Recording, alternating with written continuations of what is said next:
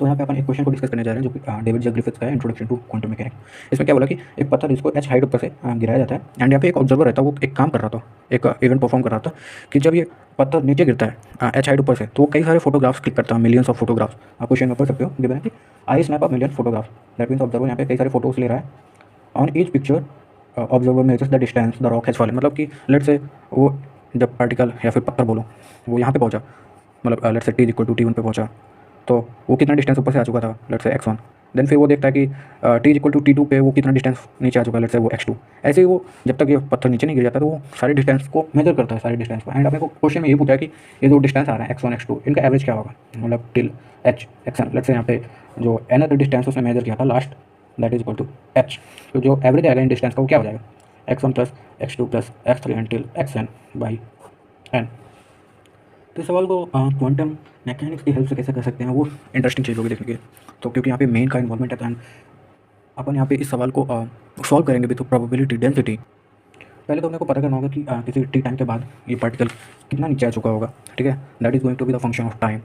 तो अपन second equation of motion से क्या बोल सकते हैं कि जो पार्टिकल एस डिस्टेंस नीचे ट्रेवल करके आया होगा, लेट्स से यहाँ पे आ चुका है पार्टिकल टी टाइम बाद, एक्स ऑफ टी डिस्टेंस नीचे आ चुका, तो x of T = ½ g t², ठीक है। इनिशियल वेलोसिटी यहाँ पे 0 था, ठीक है। तो ये यहाँ पे एक इक्वेशन हमको ये मिलता है। एंड यहाँ से जो टाइम ऑफ फ्लाइट का जो फॉर्मूला आ जाएगा, जब पार्टिकल ऊपर से ड्रॉप किया जाता है उसको ग्राउंड तक हिट करने में कितना टाइम लगा, that is going to be time of interval. ये किसके बराबर हो जाएगा, √2h/g के बराबर हो जाएगा। तो यहाँ पे क्योंकि अपन कैनेमेटिक्स का यूज़ करें तो अपन यहाँ पे कन्वेंशन मान रहे हैं कि नीचे हमने जितने भी मेजरमेंट किए in negative Y direction, that is positive, and positive Y direction में सारे मेजरमेंट्स नेगेटिव है, ठीक है। इस चीज़ को ध्यान में रखते हुए अपन सारी क्वेश्चन को लिखेंगे फर्दर। नाउ अभी जो पार्टिकल है उसकी जो प्रोबेबिलिटी होगी फाइंड करने की from x to x + dx, लग से यहाँ पे x डिस्टेंस था एंड यहाँ पे dx डिस्टेंस के बाद यहाँ पे x + dx टोटल डिस्टेंस नीचे आ चुका। तो इस dx जो लेंथ है, उस dx लेंथ में पार्टिकल की पाए जाने की क्या प्रोबेबिलिटी होगी, वो एक्चुअली ρx × dx के बराबर होगी। ये चीज़ आपको पता होगा। तो probability of finding particle from x to x + dx is going to equal to ρx × dx। Now इस चीज़ को अपन प्रोबेबिलिटी के फॉर्मूले से ऐसा लिख सकते हैं कि dt/T क्या है ये चीज़। बेसिकली यहाँ पे न्यूमरेटर में आप जो देख रहे हो क्या है, फेवरेबल केस, एंड डिनोमिनेटर में जो है वो टोटल केस है, that is going to equal to ρx × dx। And यहाँ पे ये जो लेफ्ट हैंड साइड में जो प्रोबेबिलिटी दिख रही है, ये किस चीज़ की प्रोबेबिलिटी, ये प्रोबेबिलिटी है कि किसी पर्टिकुलर फोटोग्राफ को अपन t से t + dt इंटरवल में ले रहे हैं, तो उस फोटोग्राफ को लेने की प्रोबेबिलिटी है एक्चुअली। तो यहाँ पे ρx dx को अपन dt/T लिख सकते हैं। तो फर्दर इसका कैसे सिंप्लीफाई कर सकते हैं, ऐसा देख सकते हैं कि यहाँ पे 1/t एंड यहाँ पे अपन dt को सब्सटीट्यूट करेंगे। dt को कैसे सब्सटीट्यूट कर सकते हैं, तो यहाँ पे जो फर्स्ट इक्वेशन था इसको अपन टाइम के रिस्पेक्ट में डिफरेंशिएट करेंगे। तो यहाँ से क्या आ जाएगा कि dx/dt = ½ g टी स्क्वायर का 2t आ जाएगा, एंड 2 से 2 कैंसिल हो गया। तो यहाँ से dt क्या निकल के आ जाएगा, dt is going to be dx/gt, ठीक है। तो यहाँ पे dt की जगह dx/gt पुट कर सकते हैं, that is equal to ρx × dx, ठीक है। तो यहाँ पे देख सकते हो कि dx से dx कट जाएगा, एंड ρx यहाँ से क्या निकल के आ जाएगा 1/t × g × स्मॉल t।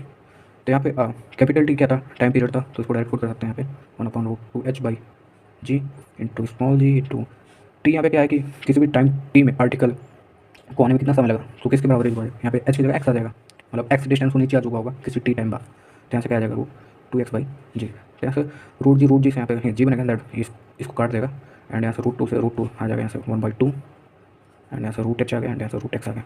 यहाँ से अपने को प्रोबेबिलिटी डेंसिटी का फंक्शन मिल जाता है। तो यहाँ पे देख सकते हैं कि जो फंक्शन है काइंड ऑफ हाइपरबोलिक फंक्शन है। अगर इस फंक्शन को मैं रफली ड्रा करूँ तो ρx एंड x के बीच में जो फंक्शन आएगा, x = 0 पे इन्फिनिटी को अप्रोच करेगा, एंड ये फंक्शन फर्दर डिक्रीज होगा, एंड x की वैल्यू मैक्सिमम कहाँ तक हो सकती है, मतलब x अपने यहाँ से मेजर कर रहे हैं ना, x = 0 था, एंड यहाँ से x = h तक मेजरमेंट ले रहे हैं। x = h तक ही फंक्शन रहेगा प्रोबेबिलिटी डेंसिटी का, क्योंकि पार्टिकल उसके बाद नीचे तो जा नहीं सकता ग्राउंड के, तो इस फंक्शन का कोई एग्जिस्टेंस नहीं रहेगा फर्दर x = h के बाद। तो काइंड ऑफ ग्राफ यहीं तक आएगा, and this is what x = 0। And जो प्रोबेबिलिटी डेंसिटी होगा जब ग्राउंड को हिट कर चुका होगा, तो क्या होगा प्रोबेबिलिटी डेंसिटी, एक्चुअली यहाँ पे x की जगह अपन h पुट कर देते हैं, तो यहाँ पे प्रोबेबिलिटी डेंसिटी पता चल जाएगा जब वो ग्राउंड को हिट कर रहा होगा। तो यहाँ पे h को पुट करोगे तो √h यहाँ से h बन जाएगा, तो यहाँ से आ जाएगा 1/2h। नाउ मैं फर्दर पेज चेंज कर रहा हूँ। तो हमें अभी यहाँ पे जो प्रोबेबिलिटी डेंसिटी का जो फंक्शन ऑब्टेन हुआ था, that is ρx = 1/2 × √h × √x मिला था। तो ये जो प्रोबेबिलिटी डेंसिटी है, अपन यहाँ से इसको नॉर्मलाइज करेंगे फर्दर, तो ये 1 के बराबर आएगा, ठीक है। ये चीज़ अपन चेक भी कर सकते हैं, ठीक है, एक बार इसको चेक करके अपन देखते हैं। तो यहाँ पे जो पार्टिकल की पाए जाने की प्रोबेबिलिटी थी वो 0 से h के ही बीच में डिफाइन होगी, क्योंकि पार्टिकल का एग्जिस्टेंस सिर्फ उसी रीजन में था, ठीक है। तो यहाँ पे बोल सकते हैं जो प्रोबेबिलिटी आएगी, प्रोबेबिलिटी क्या हो जाएगा, ρx dx from 0 to h, ये चीज़ 1 के बराबर आना चाहिए। एक बार इसको चेक कर लेते हैं। यहाँ से रो एक्स को पुट करेंगे 1/2 into root x and this is going to d x. ठीक है, जैसे 1/2 तो बाहर आ गया एंड रूट एच भी बाहर आ गया। यहाँ से आया क्या अपना 1/√x एंड इसका अपने को इंटीग्रेशन करना है। तो यहाँ पे इसका मतलब क्या है कि एक्स की पावर ऊपर जाएगा तो एक्स की पावर -1/2 बनेगा एंड फिर प्लस 1 होगा तो एक्स की पावर 1/2 आएगा एंड यहाँ से भी 1/2 आएगा एंड 0 to h, यहाँ से आ जाएगा 1/2√h एंड यहाँ से 2 तो बाहर ले लेंगे इसको। यहाँ से बचेगा क्या √h, 2 से 2 कैंसिल आउट होगा, √h से √h है। तो यहाँ पे देख सकते हो यहाँ पे जो प्रोबेबिलिटी डेंसिटी का फंक्शन आता है इसको नॉर्मलाइज करने पे 1 आया था। तो ऑब्वियसली प्रोबेबिलिटी डेंसिटी का जो फंक्शन है ये एकदम सही है। फर्दर लेकिन अपने को क्वेश्चन में पूछा गया था कि अपने को एवरेज पता करना था डिस्टेंसेस का, मतलब कि यहाँ पे जो x1 + x2 + x3 till xn/n आया था, ये अपने को इसका एवरेज पता करना था सारी डिस्टेंसेस का। तो वही चीज़ यहाँ पे अपन देख रहे हैं। तो यहाँ पे जो एवरेज का फॉर्मूला यूज होगा बेसिकली आपने इसको डेफिनेटली पढ़ा होगा। तो मीन जो आएगा x का वो किसके बराबर आ जाएगा, क्योंकि अपने यहाँ पे 0 से h के बीच में ही पार्टिकल की पाई जाने की प्रोबेबिलिटी है, तो मीन भी उसी रेंज में निकलेगा। तो यहाँ पे लिमिट क्या आएगा 0 to h x into ρx dx। इसको सॉल्व कर लेते हैं। तो यहाँ से 0 से h आ गया x एंड ρx कितना था 1/2√h into √x that is into dx।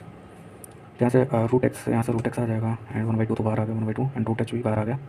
यहाँ से आएगा integral of √x dx and 0 to h 1/2√h। यहाँ से x की पावर 3/2 आ जाएगी, यहाँ से 2/3 हो गया एंड 0 to h, 2/3 बाहर निकल जाएगा एंड 2 से 2 कैंसिल हो जाएगा। तो यहाँ से बचेगा क्या 1/3√h एंड x की पावर 3/2 था, तो यहाँ पे h पुट करेंगे तो क्या होगा h की पावर 3/2 एंड माइनस का 0 हो जाएगा। ठीक है, तो h की पावर 3/2 एंड माइनस हो जाएगा ऊपर जाके h की पावर 1/2, तो यहाँ से बचेगा क्या h बचेगा न्यूमरेटर में एंड डिनोमिनेटर में 3 था। तो ये जो सारे डिस्टेंस थे जो फोटोग्राफ्स लिया था उसने एंड हर फोटोग्राफ में उसने डिस्टेंस मेजर किया था टॉप से, तो उन सारों का जो एवरेज डिस्टेंस निकल के आता है that is going to be h/3। And ये चीज़ अपन गेस भी कर सकते थे। कैसे, एक मिनट। हाँ, क्योंकि यहाँ पे जो वेलोसिटी है वो देखो इनिशियली तो 0 थी एंड फाइनली इसकी जो वेलोसिटी होगी वो मैक्सिमम होगी जब वो बॉटम मोस्ट पॉइंट पे होगा।